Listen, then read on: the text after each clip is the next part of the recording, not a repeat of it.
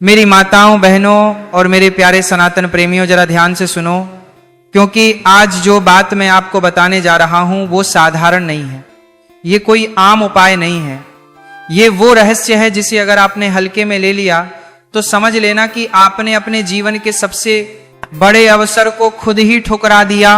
और अगर आपने इसे श्रद्धा से कर लिया तो वही जीवन जो आज कर्ज, परेशानी और दुख, दर्द और अभाव में बीत रहा है, वही जीवन अचानक ऐसे बदलेगा कि लोग पूछेंगे आखिर ऐसा हुआ कैसे।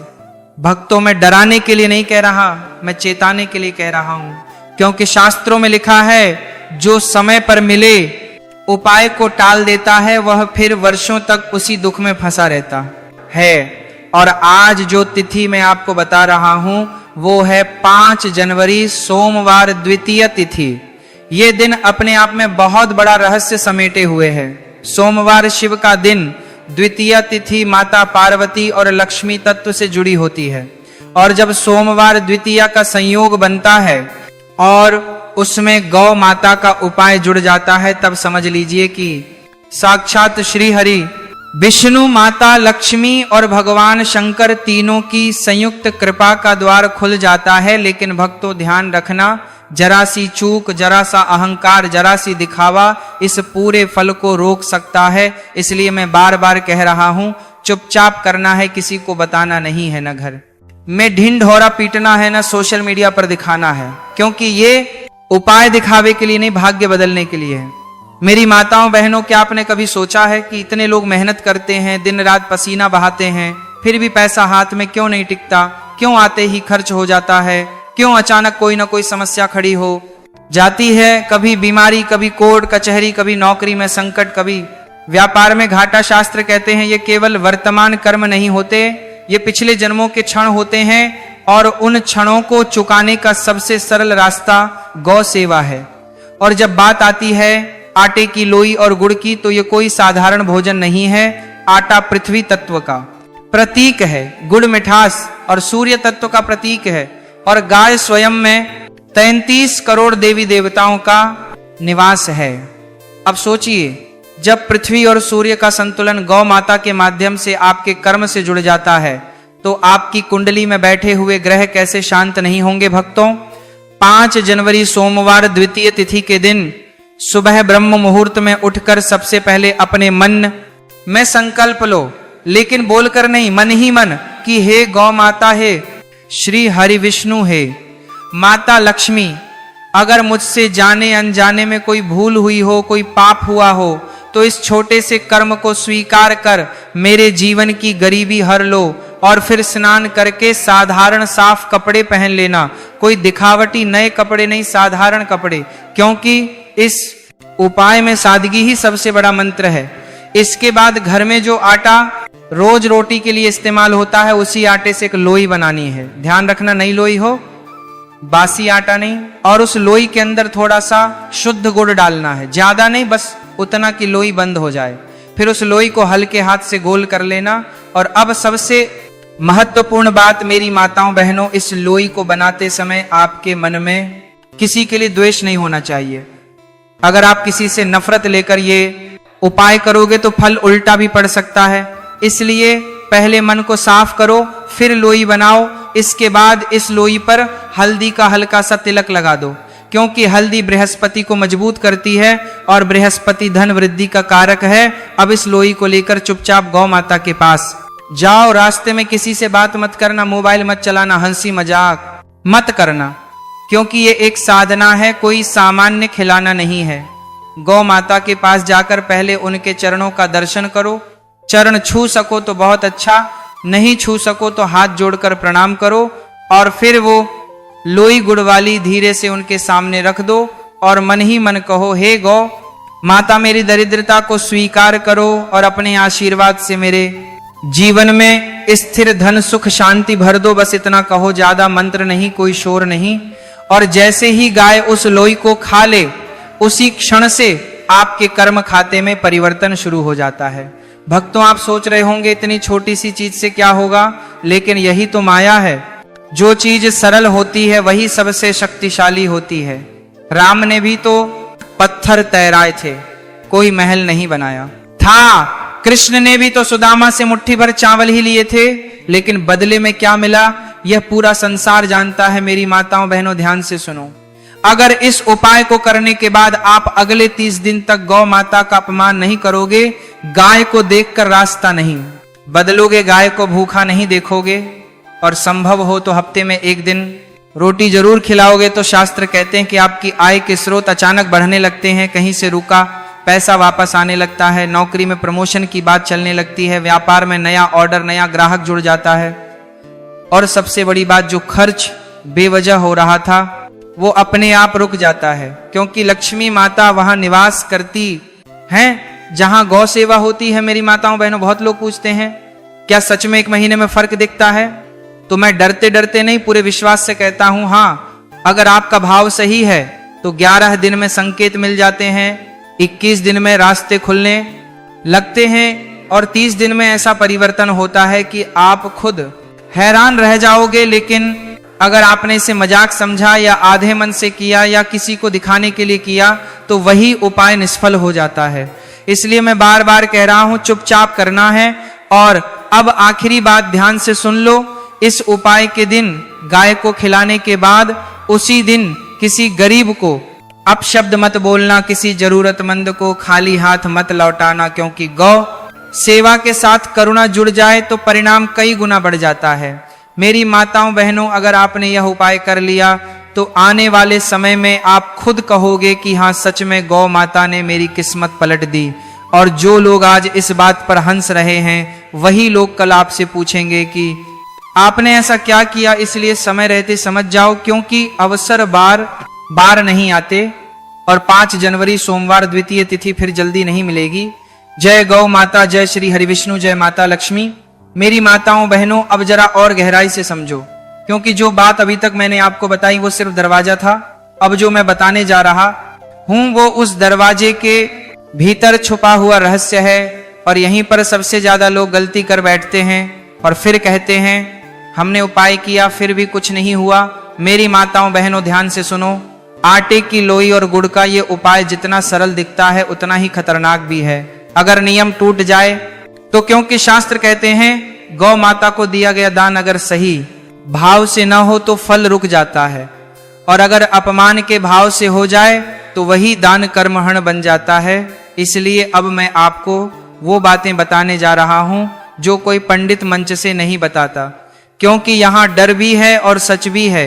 मेरी माताओं बहनों, क्या आपने कभी देखा है कुछ लोग रोज गाय को रोटी खिलाते हैं, फिर भी उनके घर में कंगाली क्यों रहती है? क्योंकि वो खिलाते तो हैं लेकिन उनके मन में अहंकार होता है, वो सोचते हैं हम दान कर रहे हैं।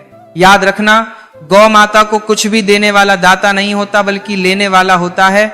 अगर ये भाव आपके भीतर नहीं आया तो समझ लो आपने लोई नहीं, अपना अहंकार खिलाया है। और यही वजह है कि 5 जनवरी सोमवार द्वितीय तिथि के दिन ये उपाय करते समय आपको अपने आप को बहुत छोटा समझना है, मन ही मन कहना है, हे गौ माता, मैं कुछ देने लायक नहीं हूं, आप ही मुझ पर दया करो। जैसे ही ये भाव बनेगा उसी क्षण आपकी कुंडली में बैठा शनि ढीला पड़ने लगेगा, क्योंकि शनि को सबसे ज्यादा प्रिय गौ सेवा मानी गई है। और मेरी माताओं बहनों ध्यान रखना, इस दिन अगर आप किसी से झूठ बोलते हो, किसी को धोखा देते हो या किसी का दिल दुखाते हो तो उसी क्षण ये उपाय कमजोर हो जाता है। इसलिए सुबह से लेकर गौ माता को लोई खिलाने तक अपने शब्दों पर नियंत्रण रखना है, कटु वचन नहीं बोलना, क्योंकि लक्ष्मी माता शब्दों से आती हैं और शब्दों से ही चली जाती हैं। अब एक और बहुत बड़ा रहस्य सुन लो, जिस घर में पैसा आता है लेकिन टिकता नहीं, वहां राहु का प्रभाव होता है, और राहु को सबसे ज्यादा शांत करता है गुड़, क्योंकि गुड़ में अग्नि तत्व और सूर्य तत्व दोनों होते हैं, और जब गुड़ आटे में बंद होकर गौ माता के मुख में जाता है तो राहु का जाल कटने लगता है। इसलिए मैं बार बार कह रहा हूं, केवल आटे की लोई और गुड़ ही रखना है, उसमें कुछ और मिलाने की जरूरत नहीं है, नहीं तो मूल उपाय बदल जाएगा। मेरी माताओं बहनों, क्या आपने कभी सोचा है कुछ लोग अचानक रातों रात अमीर कैसे हो जाते हैं, और कुछ लोग पूरी जिंदगी मेहनत करके भी वही के वही क्यों रहते हैं? फर्क सिर्फ इतना है कि कुछ लोगों के कर्म खाते में गौ माता की कृपा दर्ज हो जाती है और कुछ के खाते में नहीं। और ये 5 जनवरी का दिन उसी खाते को बदलने का दिन है। लेकिन अब ध्यान से सुनो, इस दिन एक और गलती भूल कर भी मत करना। गाय को लोई खिलाने के बाद पीछे मुड़कर मत देखना, सीधे वहां से चले आना, क्योंकि पीछे मुड़कर देखने का अर्थ होता है संदेह, और जहां संदेह आ गया वहां विश्वास टूट गया, और विश्वास टूटा तो उपाय टूट गया। इसलिए गौ माता को प्रणाम करके बिना पीछे देखे चले आना है। मेरी माताओं बहनों, अब मैं आपको वो संकेत बता रहा हूं जो इस उपाय के बाद दिखाई देते हैं।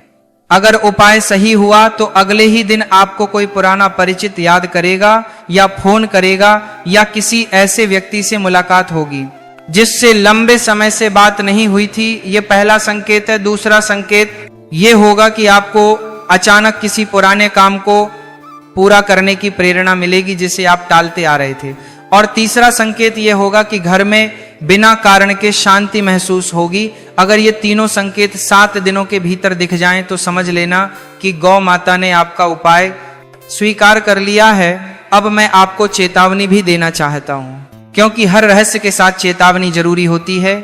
इस उपाय के बाद गाय को कभी लात मारते हुए किसी को मत देखना, और अगर कोई ऐसा करता दिखे तो मन ही मन प्रार्थना करना, क्योंकि अगर आप हंसोगे या न देखा करोगे तो गौ माता की ऊर्जा से आप कट सकते हो।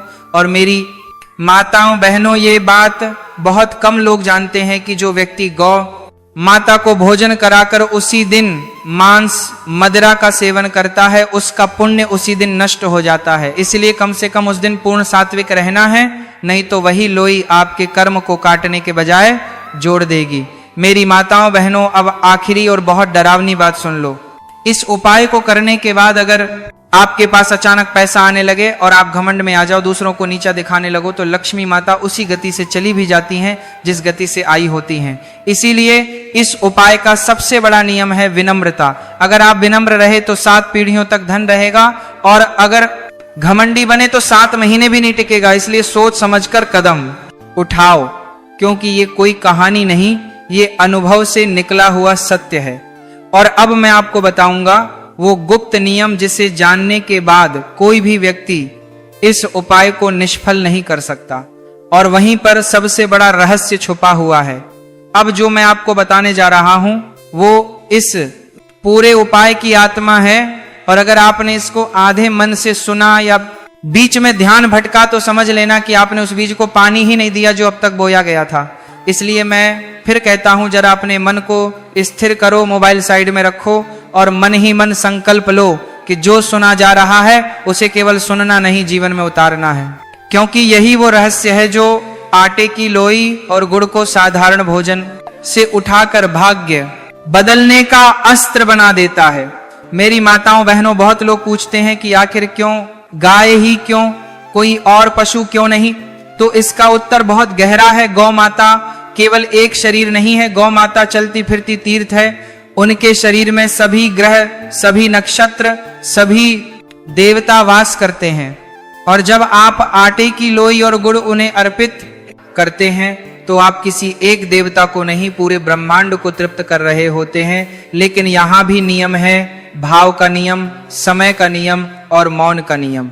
और अब मैं आपको बताऊंगा वो मौन का नियम जो सबसे कठिन है लेकिन सबसे शक्तिशाली भी। मेरी माताओं बहनों, इस उपाय के दिन जब आप गौ माता को लोई खिलाकर घर लौट आओ तो उस दिन किसी से भी इस उपाय की चर्चा नहीं करनी है, चाहे कितना ही मन क्यों न करे, चाहे घर में कोई पूछे भी कि कहाँ गए थे, तो बस इतना कह देना कि ऐसे ही बाहर गए थे। क्योंकि शास्त्र कहते हैं गुप्त दान देवताओं तक सीधा पहुंचता है और प्रकट दान समाज में ही अटक करता है, जाता है। इसलिए जिस क्षण आपने किसी को बता दिया उसी क्षण आपके पुण्य का हिस्सा कट गया। और यही वजह है कि लोग कहते हैं हमने भी किया था लेकिन कुछ हुआ नहीं हुआ। इसलिए नहीं क्योंकि उपाय गलत था, इसलिए क्योंकि मौन टूट गया। मेरी माताओं बहनों, अब सुनो सबसे गूढ़ बात। इस उपाय के बाद जो 11 दिन आते हैं वो परीक्षा के दिन होते हैं। अपने अहंकार, अपनी गरीबी और अपने पिछले जन्मों के ठण को गौ माता के चरणों में समर्पित करना है। और जो ऐसा कर देता है उसका जीवन खुद गवाही देता है कि हाँ, गौ कृपा से बड़ा कोई वरदान नहीं।